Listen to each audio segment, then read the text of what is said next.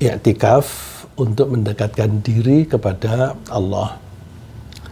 10 hari terakhir pada bulan Ramadan itu memberi kita kesempatan untuk mendekatkan diri kepada Allah dengan melaksanakan i'tikaf. Apa itu i'tikaf? I'tikaf itu artinya berdiam diri dalam waktu lama di dalam masjid, kemudian kita menggunakan waktu itu untuk melakukan ibadah-ibadah. Nah, yang perlu kita ketahui antara lain bahwa masjid yang bisa digunakan untuk i'tikaf, umumnya para ulama berpendapat bahwa masjid itu harus tempat yang dipakai untuk selalu sholat berjamaah setiap harinya secara rutin. Dan lebih bagus kalau masjid itu dipakai sekaligus untuk sholat Jumat. Jadi kalau begitu sholat i'tikaf di masjid yang dipakai untuk sholat yang tidak dipakai untuk sholat Jumat boleh nggak? Boleh. Tapi untuk laki-laki sebaiknya jangan di masjid yang seperti itu, karena nanti kalau datang waktu hari Jumat itu kan harus sholat Jumat. Kalau harus sholat Jumat berarti keluar dari masjid itu. Lalu yang lebih bagus kalau kita i'tikafnya di masjid yang juga dipakai untuk sholat Jumat. Nah, itu pendapat umumnya para ulama. Tapi ada sedikit ulama yang berpendapat bahwa masjid itu artinya tempat sujud yang secara rutin dipakai untuk sholat. Nah, kalau begitu, kalau kita punya musola di rumah, itu bisa nggak kita pakai untuk i'tikaf? Ada yang berpendapat boleh, ya, tapi itu hanya sedikit ulama, hanya satu madhab saja. 3 madhab yang lain itu menganjurkan di masjid. Pendapat itu ditunjang dengan fakta bahwa Rasulullah itu kalau sholat di masjid tempat berjamaah, bukan di tempat sholat di rumah. Para istri Rasulullah juga begitu, ya, para istri Rasulullah juga begitu. Nah, madhab yang mengizinkan i'tikaf di musola rumah itu karena berpendapat bahwa wanita, terutama yang masih muda, terutama lagi yang cantik menawan, itu sebaiknya i'tikafnya jangan di masjid, tapi di musola rumah saja. Karena nanti kalau di masjid banyak laki-laki yang perhatiannya belok begitu. Tapi ulama yang mayoritas berpendirian bahwa para istri Rasulullah itu kalau i'tikaf juga di masjid kok. Ya, para istri Rasulullah, dan para istri Rasulullah itu juga cantik-cantik kan. Seperti Ibu Aisyah itu cantik, Ibu Hafsah itu cantik. Ya umumnya cantik-cantik lah, tapi juga di masjid. Maka sebagian besar ulama menganggap ya itu contoh yang perlu kita ikuti di masjid yang dipakai berjamaah. Tapi mungkin kalau mau membutuhkan privasi, bisa di masjid yang tidak dipakai untuk sholat Jumat. Masjid yang seperti itu biasanya kan masjidnya kecil. Kalau di Jakarta disebutnya musola, kalau di Jawa Tengah disebutnya langgar, kalau di tempat lain disebutnya surau, gitu. Ya. Kemudian pada saat i'tikaf kita itu dianjurkan untuk melakukan berbagai kegiatan ibadah yang disukai oleh Allah. Apa itu? Antara lain sholat sunnah di samping yang wajib, lalu membaca dan merenungkan Al-Quran, zikir, dan merefleksi diri, ya, mengevaluasi diri untuk melihat aku ini sejauh ini apakah sudah betul-betul taat kepada Allah atau belum. Kalau belum, kenapa sebabnya? Bagaimana kita mau mengoreksi kesalahan-kesalahan yang lalu, dan bagaimana kalau kita sudah baik bisa kita tingkatkan lagi. I'tikaf itu termasuk kegiatan yang sunnah, dan kalau dilaksanakan pada 10 hari terakhir bulan Ramadan sunnahnya menjadi sunnah muakkadah. Ya, sunnah itu ada yang disebut sunnah begitu saja, itu artinya dianjurkan oleh syara. Kalau ada orang melakukan perbuatan sunnah itu akan mendapatkan pahala, tapi tidak ada resiko dosa kalau dia meninggalkannya. Beda dengan wajib, kalau wajib itu ditinggalkan dia dosa, tapi kalau sunnah ditinggalkan nggak apa-apa. Terus kalau di 10 hari terakhir itu sunnah muakkadah. Muakkadah itu yang disangatkan, sangat sunnah, highly recommended. Nah itu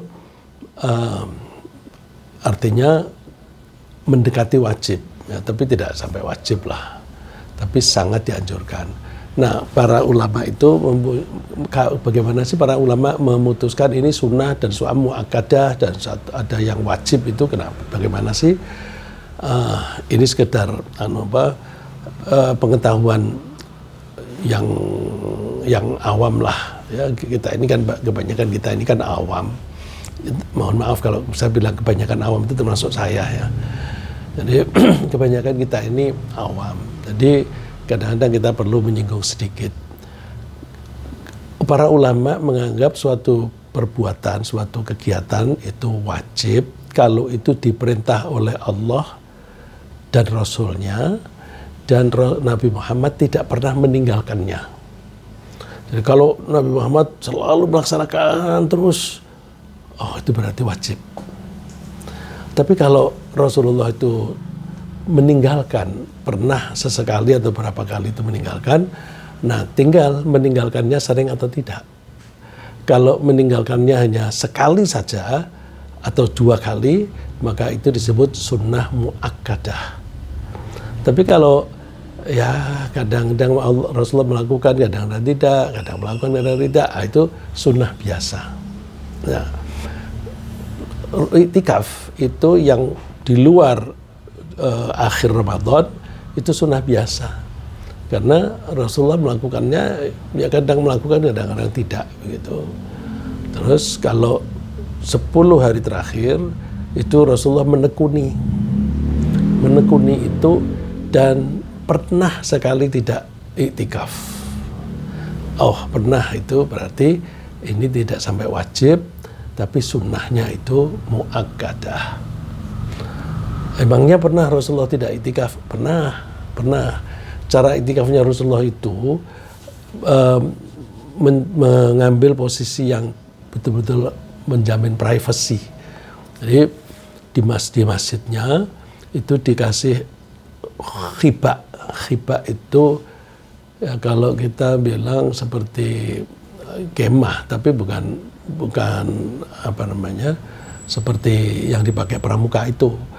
Jadi kemahnya itu segi 4 panjang, terus ukurannya hanya seukuran sajadah, seukuran kita sholat. Jadi di atas digantungkan, sehingga itu seperti ruangan yang kecil, seperti bilik kecil, tapi batasannya hanya kain. Rasulullah kalau iktikaf di situ. Kok begitu? Ya supaya menjaga privasi. Kemudian kalau mau zikir, mau apa itu bisa lebih fokus, karena tidak melihat orang lalu lalang dan tidak dipanggil oleh orang lain, itu kan bisa lebih fokus. Terus kalau misalnya di situ mau nangis, ya nangis bebas, nggak ada orang yang melihat. Cuma kalau untuk kita sekarang ini, jangan-jangan kalau memakai seperti itu justru tidur terus, karena orang lain kan tidak tahu begitu. Tapi zaman Rasulullah itu seperti itu. Suatu saat Rasulullah melihat para istrinya itu berlomba-lomba memasang itu.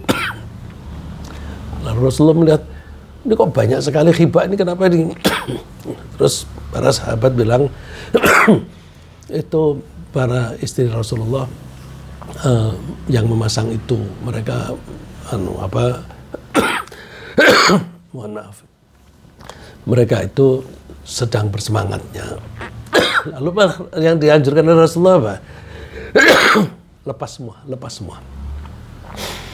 Semuanya dilepas dan Rasulullah sendiri tidak itikaf.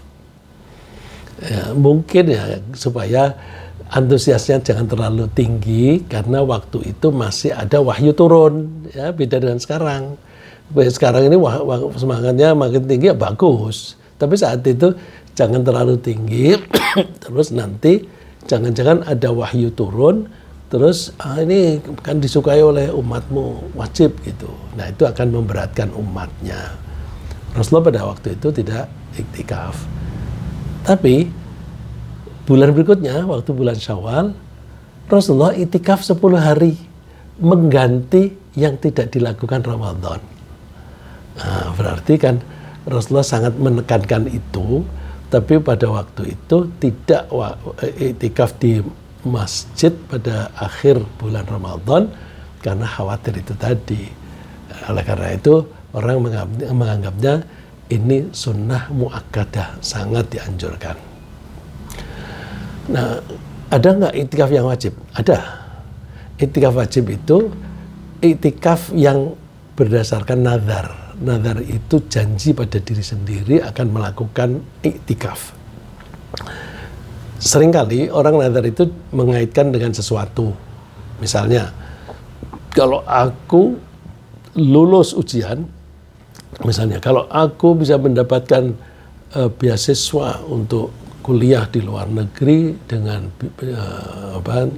beasiswa yang memadai, aku akan beriktikaf di Masjid Istiqlal selama 1 hari gitu, 1 hari 1 malam. Nah itu iktikaf 1 hari 1 malam itu menjadi wajib. Padahal dasarnya sunnah.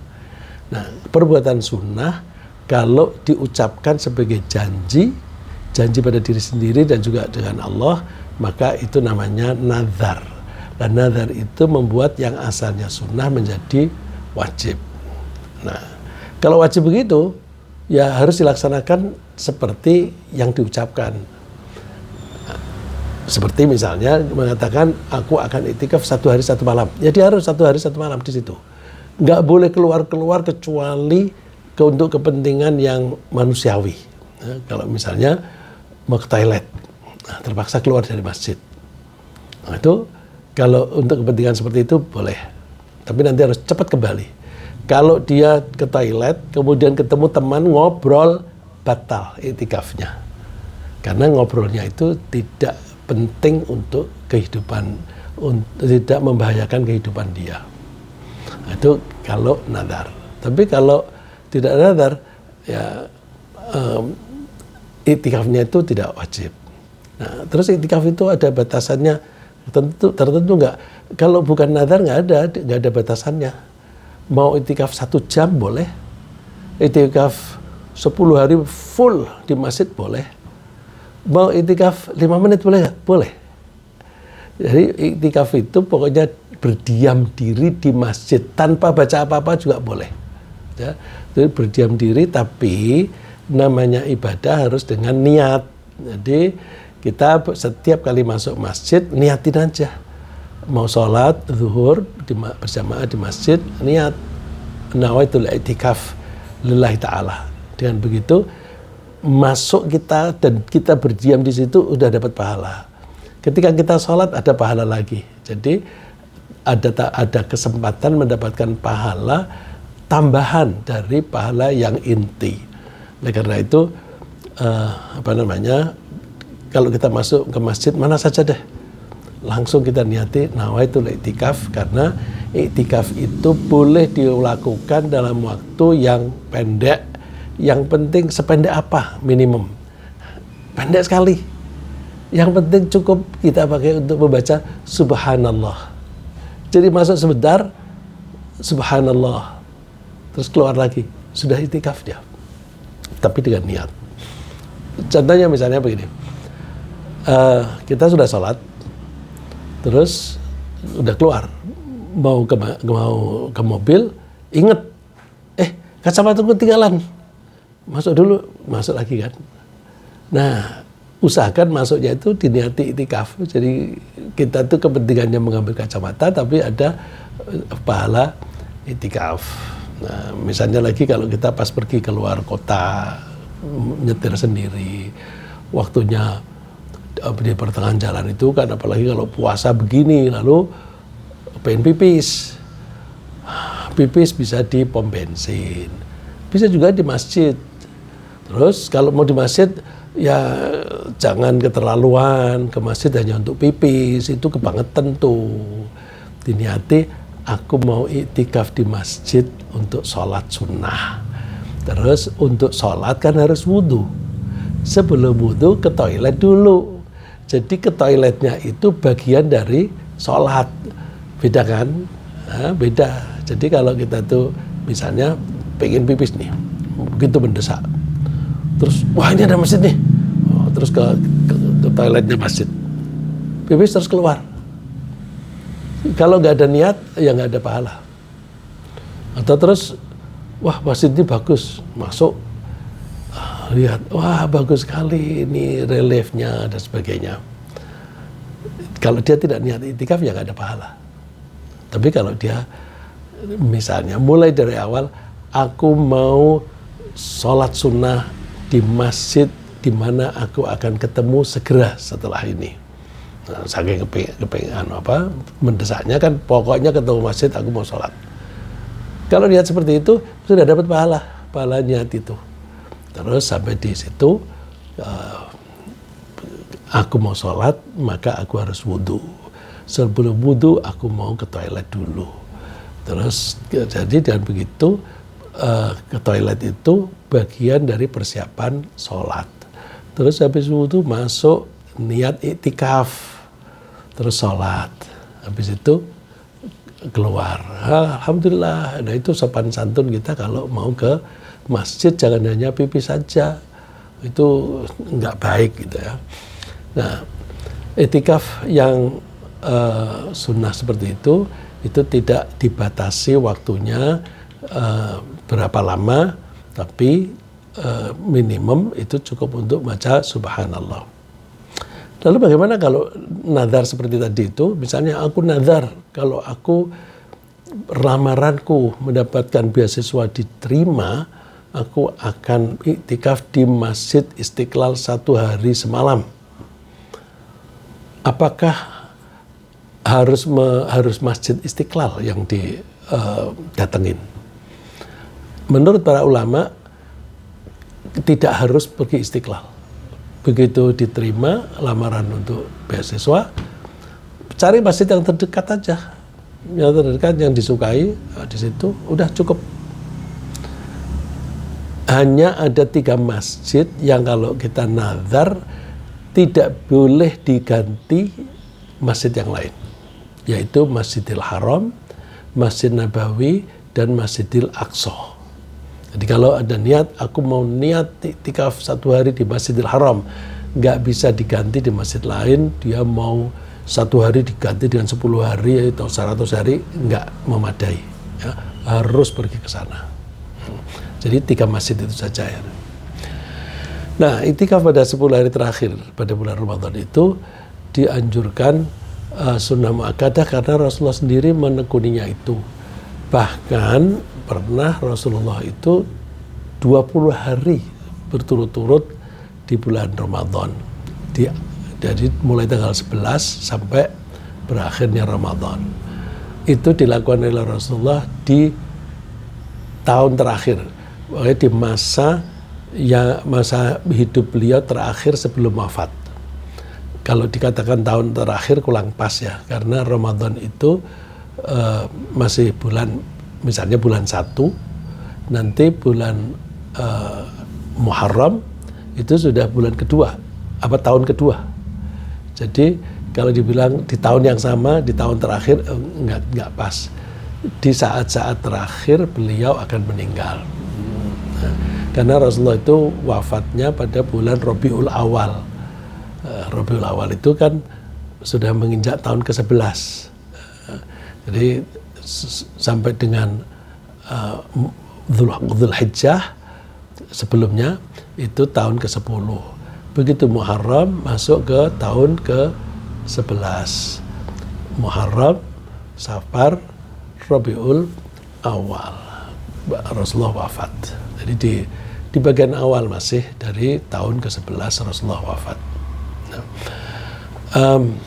dalilnya apa? Para ulama menganggap itu sunnah muakkadah. Nah, ini Abu Hurairah bercerita, karena Nabi sallallahu alaihi wasallam ya'takifu fi kulli ramadhana 10 ayyamin.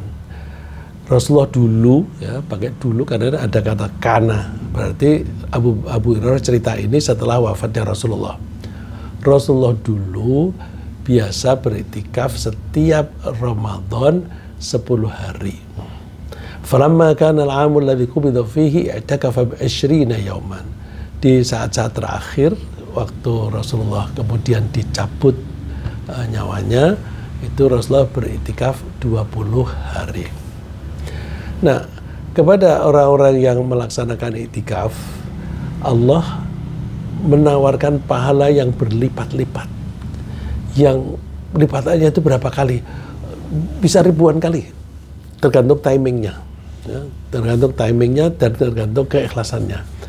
Makin ikhlas itu artinya niatnya tulus hanya satu, untuk menyenangkan Allah atau untuk mencari ridho Allah. Kalau bisa niatnya hanya satu itu saja, maka pahalanya berlipat-lipat, makin banyak. Tapi kalau misalnya ada campuran, misalnya aku mau iktikaf, kenapa? Teman-temanku banyak yang pada iktikaf, karena aku nanti bisa ketemu mereka di kesempatan silaturahim gitu. Nah, ada niatnya yang double begitu. Boleh nggak? Ya, kalau itu masih lillahi ta'ala sih boleh. Silaturahimnya lillahi ta'ala. Tapi kalau silaturahimnya tidak lillahi ta'ala, ya justru malah iktikafnya tidak ada pahala. Gimana? Silaturahim kok tidak ada pahalanya? Nah, ini kesempatan teman-temanku pada iktikaf.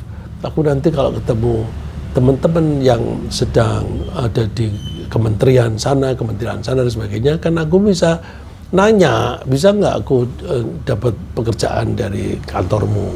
Nah, itu niatnya udah beda itu, ya. Jadi pahalanya itu bisa berlipat-lipat, lipatannya itu bisa ribuan kali, bahkan bisa tidak terduga kalau ada beberapa hal yang terpenuhi. Misalnya terutama kalau pada malam Qadar, ya, Lailatul Qadar. Wah, itu pahalanya besar gitu. Oleh karena itu kalau ini orang-orang pada bersemangat karena harapannya bisa mendapatkan bertepatan dengan Lailatul Qadar. Allah berfirman-Nya, inna anzalnahu fi lailatul qadar. Sungguh kami menurunkan Al-Quran itu di malam Qadar. Qadar ini ada yang mengartikan mulia, ada yang mengartikan kekuasaan, ada yang mengartikan ketentuan, pada hari ketentuan. Wa ma adraka ma lailatul qadar. Kamu tahu nggak Lailatul Qadar itu apa? Lailatul Qadar khairun min alfi syahr. Allah tidak menjelaskan malam Qadar itu tanggal tertentu, tidak, tapi yang disebutkan oleh Allah itu, kalau kamu beribadah di malam Qadar itu pahalanya lebih bagus daripada 1000 bulan. Nah, kalau semalam saja, semalam itu kan sama dengan setengah hari, ya, maksud saya satu hari semalam 24 jam. Kalau semalam anggaplah separuhnya menjadi 12 jam. Nah, itu kan hanya separuh, sama dengan 1000 bulan. Satu bulan itu anggaplah 30 kali 1000, 30.000. Kemudian dikalikan 2, karena kan hanya 12 jam. Dikalikan 2 menjadi 60.000 kali. Pada malam Qadar itu, tanazzalul malaikatu warruhu fiha bi'idzni rabbihim. Para malaikat itu turun ke bumi, termasuk malaikat Jibril. Ar-Ruh itu julukan untuk malaikat Jibril. Kalau orang Kristen menyebut Ruhul Kudus, ya Ruhul Kudus juga dalam istilah Islam. Jadi para malaikat turun, termasuk malaikat Jibril. Padahal malaikat Jibril itu kan tokohnya malaikat gitu, maka disebut secara khusus. mereka turun karena diperintahkan, dianjurkan oleh Allah. Salamun hiya hatta matla'il fajr. Min kulli amr, salamun hiya hatta matla'il fajr. Semua urusan pada malam itu diberkahi oleh Allah sampai dengan terbitnya fajar. Ini banyak orang mencari itu. Terus tanggal berapa sih? Rasulullah pernah mau memberitahukan kepada para sahabat kapan persisnya malam Lailatul Qadar atau malam diturunkannya Al-Quran. Rasulullah keluar dari rumah menemui para sahabat mau bercerita, tapi ada orang yang sedang berbantah-bantahan. Karena berbantah-bantahan, Rasulullah tidak jadi menyampaikan pesan tadi. Rasulullah tinggalkan itu. Terus di lain kesempatan Rasulullah mengatakan bahwa aku tuh tadinya tuh mau ngasih tahu kamu Lailatul Qadar itu kapan, tapi karena ada bantahan nggak jadi deh. Terus kalau orang kepengen tahu, Rasulullah menganjurkan cari aja deh malam Lailatul Qadar itu pada 10 malam terakhir. Taharraw Lailatul Qadar, carilah Lailatul Qadar itu fil witri minal ashril awakhiri bin Ramadan, pada tanggal ganjil dari 10 hari terakhir Ramadan. Nah, kalau tahun ini jadi tanda tanya ini, tanggal ganjil dari 10 hari terakhir bulan Ramadan. Tanggal ganjilnya ini kan ada di antara kita yang kemarin itu puasa mulai hari Kamis, lupa nggak saya. Ada yang mulai dari hari Rabu, ada yang mulai hari Kamis. Jadi tanggal menurut siapa ini? Menurut yang mulai hari Rabu atau tanggal yang mulai hari Kamis gitu. Ya sudahlah. Jadi kalau mulainya dari hari Rabu, hitungnya ganjilnya itu yang Rabu. Kalau yang mulainya hari Kamis, ngitungnya hari Kamis. Yang benar yang mana? Wallahu a'lam. Nah, kalau mau meyakinkan pasti dapat, udah setiap malam saja begitu. Nah, setiap malam saja. Nah, itu banyak yang bersemangat semacam itu sampai masjid-masjid berusaha menampung mereka sambil menawarkan sahur. Jadi banyak masjid-masjid seperti di sini, kalau di Rawamangun Masjid Syuhada, Masjid Babu Salam, itu kalau orang tahu iktikaf di situ, terutama 10 hari terakhir, itu sahurnya disediakan oleh masjid, dan sahurnya enak lagi lauknya. Jadi ada juga orang yang ke masjid yang penting makannya, ya, tapi insya Allah lebih banyak yang niatnya itu memang betul-betul iktikaf gitu. Ya. Nah, kegiatan ibadah yang mana yang paling utama dilakukan pada waktu iktikaf? Tentu yang paling utama itu ya sholat sunnah. Ya, sholat sunnah itu sholat tarawih. Karena Rasulullah melakukan sholat tarawih itu di bulan Ramadan. Tapi sholat tarawih itu Rasulullah melakukannya itu setelah lewat tengah malam. Rasulullah keluar dari rumah, terus ke masjid, sholat malam. Nah, karena para sahabat melihat Rasulullah sholat, lalu mereka pada mengikuti. Kok bisa tahu? Ya, karena di masjidnya Rasulullah itu kan banyak ratusan orang tidur di situ setiap hari. Karena mereka tidak punya rumah. Mereka homeless. Jadi kalau di Islam, kalau homeless tidur aja di masjid. Cuma problemnya kalau di Jakarta ini malam hari dikunci, nggak boleh di dalam. Tapi masih ada beberapa masjid seperti masjidnya Pak Uun itu mengizinkan tidur asal di tempat-tempat yang ditentukan oleh Pak Uun dan pengurus begitu. Ya. Tapi banyak masjid yang melarang itu. Kenapa melarang? Ya karena seringkali kalau dibuka malam hari itu ada yang hilang, ada jamnya hilang lah, atau speakernya itu hilang dan sebagainya. Lalu untuk menanggulangi itu dikunci. Jadi dikuncinya itu untuk menghindari pencurian. Tapi akhirnya orang yang kepengen iktikaf di malam hari di situ sulit gitu. Nah itu kenapa sholat? Ya karena sholat itu kan ibadah yang paling istimewa dibanding ibadah yang lain. Karena sholat itu adalah satu-satunya kegiatan ibadah yang kita harus fokus menghadap Allah, tidak hanya badan kita, tidak hanya mulut kita, juga tidak hanya pikiran kita, semua fokus. Sehingga karena semua fokus, maka sholat tidak boleh gerak-gerak yang tidak perlu.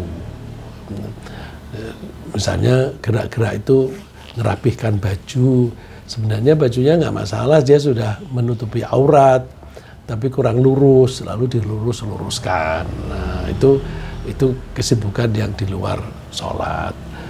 Misalnya lagi orang laki-laki suka main-main dengan jenggotnya, itu nggak fokus. Terus omongan juga gitu, nggak boleh omongan kepada selain Allah. Omongan harus hanya dengan Allah. Pikiran juga begitu, ketika sholat pikirannya mesti fokus tentang sholat, nggak boleh pikirannya kemana-mana. Nah itu berarti istimewa, ya, sangat istimewa. Maka pahalanya juga istimewa. Rasulullah mengatakan, man qama ramadhana imanan wa ihtisaban ghufira lahu ma taqaddama min dzambi. Siapa yang sholat di bulan Ramadan. Nah, di sini bunyinya tidak ada kata sholat di situ. Dibilangnya qama. Qama itu berdiri. Siapa yang berdiri pada bulan Ramadan. Nah, ini Allah menyebut sebagian dari kegiatan sholat, tapi maksudnya seluruhnya. Dalam sholat ada berdiri. Nah, itu maka ini artinya sholat. Kadang-kadang Allah menyebut ruku', warka'u ma'ar raki'in. Rukuklah kamu bersama-sama dengan orang yang rukuk. Itu artinya bersalat jamaah lah kamu. Ya, menyebut sebagian, tapi yang dimaksud keseluruhan. Jadi siapa yang sholat pada bulan Ramadan untuk membuktikan imannya dan untuk mengharapkan pahala dari Allah, ghufir lahu ma taqaddama min dzambih, maka diampuni semua dosanya yang lalu. Kalau hadis-hadis yang lain itu kan suka disebut 1 tahun yang lalu, dosa 1 tahun yang lalu. Kalau di sini tidak pakai tahun, dosa yang lalu. Ya kalau orang umurnya 70 ya berarti dosa yang dilakukan selama 70 tahun gitu. Nah ini istimewa. Nah Rasulullah sholat itu keluarnya tuh tengah malam, terus diikuti oleh para sahabat yang memang tidur di masjid. Lalu orang-orang yang ikut jamaah ini bilang-bilang cerita-cerita pada teman-teman lain ketika mereka datang untuk sholat berjamaah subuh, berjamaah zuhur dan sebagainya. Karena mereka dikasih tahu, mereka aku mau ikut Lalu malam berikutnya makin banyak yang ikut berjamaah sholat lewat tengah malam itu. Terus esoknya tambah banyak lagi sampai masjidnya penuh. Terus esoknya lagi, besok malamnya, malam keempat, masjidnya nggak cukup sampai keluar. Justru ketika orang seperti itu, Rasulullah tidak keluar lagi. Jadi tidak sholat malam bersama dengan masyarakat. Nah, terus esoknya Rasulullah mengatakan, aku tahu antusias kalian, tapi aku tidak keluar karena aku khawatir kalau kalian itu semangatnya begitu tinggi, nanti ada wahyu turun diwajibkan, nanti itu menjadi berat untuk umatku. Jadi Rasulullah tidak melakukan lagi karena khawatir dijadikan wajib. Nah terus kalau Rasulullah kan sholatnya hanya 3 malam, kenapa kita tuh sholat tarawihnya itu setiap malam, sepenuh bulan gitu. Para ulama itu berpendirian kalau di Rasulullah itu melakukannya tapi tidak wajib, itu sunnah. Nah, begitu sunnah, kita boleh melakukan dengan lebih sering dibanding dengan apa yang dilakukan oleh Rasulullah. Jadi Rasulullah melakukannya hanya 3 kali. Kita perbanyak menjadi setiap malam selama 30 hari boleh nggak? Boleh. Ya. Jadi pokoknya kalau sudah sudah diputuskan bahwa itu sunnah, maka kita boleh melakukan lebih sering daripada apa yang dilakukan oleh Rasulullah SAW. Nah, cuma dulu kan lewat tengah malam, tapi ketika Rasulullah sudah wafat, kepemimpinan diganti oleh Abu Bakar. Terus ketika Abu Bakar wafat, kepemimpinan diganti Umar bin Khattab. Ketika Umar menjadi khalifah, dia ke masjid melihat orang-orang pada sholat malam sendiri-sendiri. Orang pada sholat sendiri-sendiri, nggak teratur begitu. Umar komentar, dia hanya komentar aja. Ini gimana sih? Kok pada sholat sendiri-sendiri? Kan lebih baik kalau kalian itu sholatnya berjamaah saja, dipimpin oleh seorang yang bacaannya paling bagus. Gitu. Dia komentar begitu karena dia pemimpin negara, dia jangan diperhatikan. Esoknya mereka itu langsung sholat jamaah. Nah, Umar masuk masjid, wah begini dong bagus. Ini bid'ah yang bagus, gitu. Umar sendiri mengatakan bid'ah. Kenapa bid'ah? Ya karena Rasulullah itu melakukannya tidak setiap malam, mereka melakukan setiap malam. Terus Rasulullah biasanya sholatnya itu lewat tengah malam. Nah ini dimajukan ke habis Isya. Ya, kalau Rabi kan dulu tidak habis Isya persis. Kalau sekarang habis Isya, ya berarti bid'ah. Bid'ah itu artinya tidak diajarkan langsung oleh Nabi. Tapi bid'ah itu apakah mesti masuk neraka? Ya enggak lah, bid'ah itu kan tidak sama dengan haram. Dan bahwa tidak ada seorang sahabat pun yang keberatan ketika sholat malam itu diajukan ke habis Isya. Kalau para sahabat tidak ada yang protes sama sekali, itu dianggap sebagai konsensus para sahabat. Dan para sahabat itu nilainya lebih tinggi daripada ulama-ulama sepintar apapun kalau bukan sahabat. Ya. Karena apa? Sahabat kan melihat dan ketemu sendiri dengan Rasulullah. Jadi kalau mereka itu tidak protes, berarti mereka mempertimbangkan bahwa ini nggak apa-apa nih, nggak apa-apa. Nah maka sekarang kita sholat taraweh habis Isya persis tidak merasa bahwa itu dosa, enggak ya. Jadi tidak semua bid'ah itu menyebabkan dosa. Terus ketika beriktikaf kita juga dianjurkan memperbanyak membaca Al-Quran. Kenapa? Ya karena kita disuruh berpuasa bulan Ramadan itu justru karena Al-Quran diturunkan pada bulan Ramadan. Jadi karena Al-Quran itu diturunkan pada bulan Ramadan, Allah menganjurkan semua orang yang beriman di seluruh dunia yang masih hidup saat itu harus berpuasa. Kecuali yang berhalangan, yang tidak sanggup, ya, ada kriteria tidak sanggupnya itu. Tapi semua harus berpuasa. Ini kan menghormati Al-Quran. Lebih lagi kalau pada bertepatan dengan malam diturunkannya Al-Quran, maka Allah menawarkan bonus besar-besaran berupa perlipatan pahala sampai 60.000 kali, yaitu di malam Lailatul Qadar. Ya. Jadi Lailatul Qadar itu bukan seperti Lailatul Qadar itu kan malam turunnya Al-Quran. Turunnya Al-Quran itu bahasa Arabnya nuzulul Quran. Jadi kalau kita mengacu pada hadis ini, nuzul Quran itu ya pada tanggal 20-an. Tapi kita memperingati nuzul Quran biasanya malam 17 Ramadan. Kok bisa 17 Ramadan? Itu kan keputusan politik. Keputusan politik supaya nuzul Quran itu bisa diperingati sebelum orang-orang pada mudik. Jadi masih kompak begitu. Jadi yang kita pakai bukan pedoman pemerintah. Nuzul Quran itu malam 17 Ramadan. Enggak, bukan itu. Ya. Ya, karena kita itu kalau menentukan yang sunnah dan sebagainya itu dasarnya Quran dan hadis itu. Nah, jadi jangan dikacaukan. Terus apakah Rasulullah juga memberi contoh? Ya, Rasulullah itu kalau bulan Ramadan mencocokkan bacaan Qurannya dengan malaikat Jibril. Ada yang mengatakan malaikat Jibril membaca ulang, tapi ada yang mengatakan Rasulullah sendiri yang membaca. Nah, ini yang kemudian ditiru oleh kita kalau bulan Ramadan kita tadarus.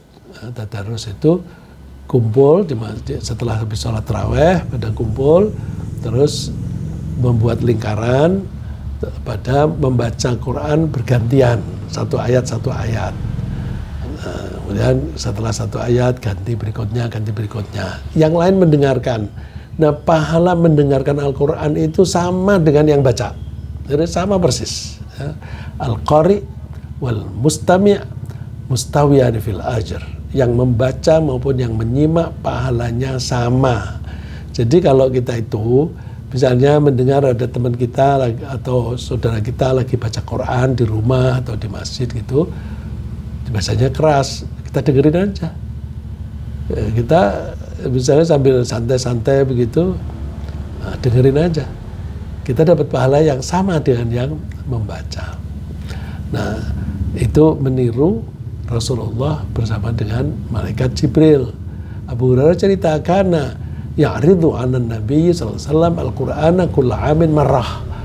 Setiap bulan itu malaikat Jibril membacakan Quran kepada Nabi Muhammad sekali dalam 1 tahun. Nah, fa'arada alaihi marrataini fil 'amil ladzi qubida. Pada saat-saat terakhir kehidupan Rasulullah menjelang wafatnya, itu Rasulullah kedatangan malaikat Jibril dalam bulan Ramadan itu 2 kali. Jadi lebih intensif begitu. Nah, ini berarti semangat kita memperbanyak baca Quran. Tapi kalau bisa jangan hanya membaca, tapi coba kita pelajari artinya, terjemahnya. Syukur kita baca tafsirnya. Setelah kita baca tafsirnya, coba kita renungkan bagaimana aku mengimplementasikan, menerapkan ajaran ini dalam kehidupan sehari. Untuk anjurannya, kitabun anzalnahu ilaika mubarakun liyadabbaru ayatihi wa liyatadzakkaru ulul albab. Al-Quran itu kitab yang kami turunkan kepadamu yang diberkahi. Al-Qurannya itu diberkahi supaya kalian itu mau mentadaburi, mau merenungkan pelaksanaan pelajaran di situ, wa liyatadzakkaru ulul albab, dan supaya orang-orang yang mempunyai akal sehat itu mau mengambil pelajaran dan mau mengambil Al-Quran sebagai peringatan. Itu. Ya, jadi kita tingkatkan. Jika kita membaca Al-Quran secara berkelompok, boleh nggak? Boleh. Seperti tadi kan yang saya bilang, habis tarawih orang pada melingkar membaca Quran satu-satu. Itu kan berarti membaca Quran berkelompok. Boleh nggak? Boleh. Nah, bid'ah nggak? Oh, siapa bilang bid'ah? Ini ada cerita dari Abu Hurairah. Sebenarnya hadisnya panjang, tapi saya ambil yang paling relevan dengan topik kita. Wa majtama'a qaumun fi baitin min buyutillahi yatluna kitaballah wa yatadarasunahu fima bainahum illa nazalat alaihimus sakinah. Kalau ada orang masyarakat berkumpul di suatu masjid, ya, di rumah salah satu dari rumahnya Allah. Rumahnya Allah itu Baitullah, itu artinya masjid. Mereka membaca Al-Quran. Jadi membaca Al-Quran bersama-sama. Dan mereka mempelajari Al-Quran itu. Pada saat itu malaikat pada turun sambil memberikan rasa ketentraman di hati. Wa ghasyyathumur rahmah, dan Allah melimpahkan rahmah kepada mereka. Wa hafathumul malaikat, dan para malaikat itu pada mengerumunin. Jadi kalau ada orang bersama-sama baca Quran, ini yakinilah bahwa di sekitar saya ini banyak malaikat. Wah, itu kalau membayangkan begitu bisa merinding tuh, ya bisa merinding. Aku baca ini di sekitarku ada banyak malaikat yang sedang menungguin karena suka. Wa dzakarakumullahu fi man indahu. Terus Allah bercerita kepada para malaikat yang tidak hadir di situ. Bercerita, ketahuilah itu umatku ada yang berkumpul di masjid membaca Al-Quran. Jadi Allah mempersaksikan bahwa ada umatnya yang membaca Al-Quran secara kelompok.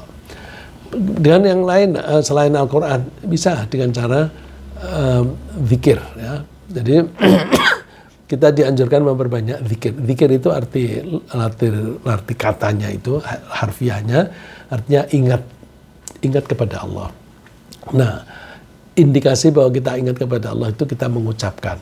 Jadi jangan mengucapkan di mulut tapi nggak sampai pikiran, karena zikir itu ingat itu pekerjaan pikiran. Mulut ini kita pakai untuk membantu supaya pikiran kita itu terfokus pada menyebut Allah itu. Ya. Hadis ini seperti tadi agak panjang di depan ini bagian awal Allah mengatakan bahwa aku akan menuruti apa prasangka hambaku terhadap aku. Ketika mereka itu menyebut atau mengingatku pada diri mereka, aku akan mengingat mereka pada diriku. Jadi ketika kita misalnya menyebut Allah atau Subhanallah atau Alhamdulillah, nah itu berarti kan kita menyebut asma Allah di pikiran kita, di hati kita. Itu Allah juga menyebut orang itu. Dzakartuhu fi nafsi, maka aku akan mengingat dia atau aku menyebut dia pada diriku sendiri. Wa in dzakarani fi mala'in dzakartuhu fi mala'in khairin minhum. Kalau mereka berzikir kepadaku, mengingat aku dalam satu kelompok, aku akan menyebut orang itu di kelompokku yang lebih baik. Kelompok Allah yang lebih baik itu artinya kan para malaikat yang pada berkumpul untuk bertasbih kepada Allah. Itu Allah sebutkan, tuh hamba-hambaku pada zikir. Wa in iktaraba ilayya shibran iktarabtu ilayhi dhira'an. Kalau hambaku mendekati aku sejengkal, maka aku akan mendekati dia sehasta. Wa in atani yamshi ataitu harwalah. Ini kias ya. Kalau hambaku mendekati aku misalnya satu jengkal, aku mendekati dia lebih cepat lagi. Kecepatannya satu hasta. Kalau hambaku mendekati aku dengan cara berjalan, aku akan mendekati dia dengan cara berlari. Ya. Ini kias ya, jangan dianggap bahwa Allah itu lari-lari seperti kita lari-lari. Enggak, ini artinya itu menganggap dekat.